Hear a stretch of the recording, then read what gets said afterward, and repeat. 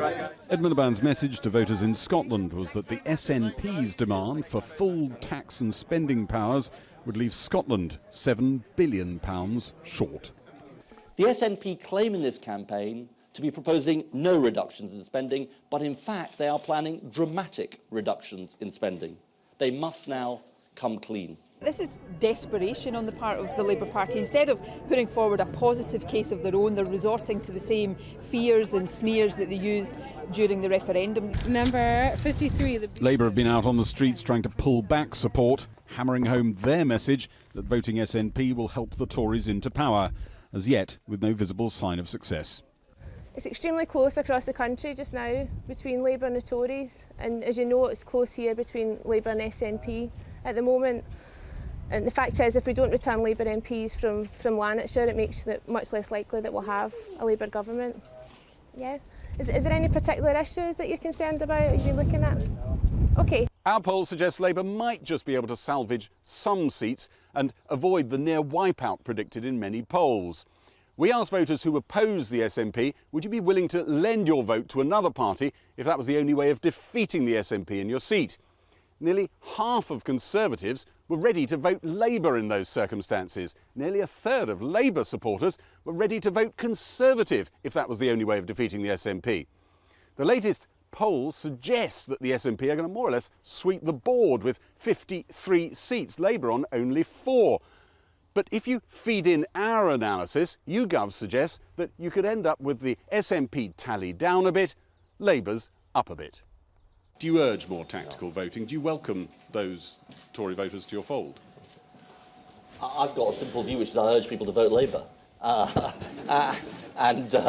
You know, maybe that doesn't surprise you very much. But look, I urge people, you know, from any party to vote Labour, because I want as many people as possible to vote for the Labour Party.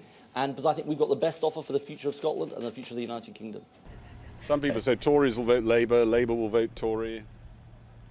If it's the way of keeping the SNP out. Yes, well, anything to keep the SNP out as far as I'm concerned.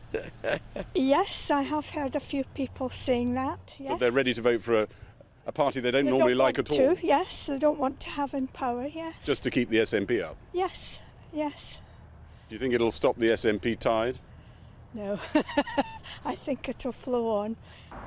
This week, the SNP tried to kill off talk of a second referendum soon. Our poll suggests why. 62% of Scots said they didn't want a rerun right now. They're not always the most vocal, but they're out there. You want another referendum soon? Yes. How soon? Very soon. As soon as. I think it's a good idea. What do you think? What do you think? I've not really thought about it, to be honest with you. I've not, no.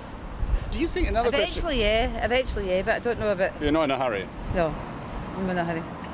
We asked if post-referendum Scotland has become a country that's dangerously divided on the issue of independence. 38% said it hadn't, but 53% said it had. And that included nearly a third of SNP supporters. Has Scotland become more divided since the referendum? People entrenched on either side? I don't think it was very good, the referendum, because I think families fell out over it with the yes and no vote. So. And it still carries on? I think it still carries on, yes. You voted Labour, so you're switching now to SNP? Yes, definitely. Excellent. And he's not alone.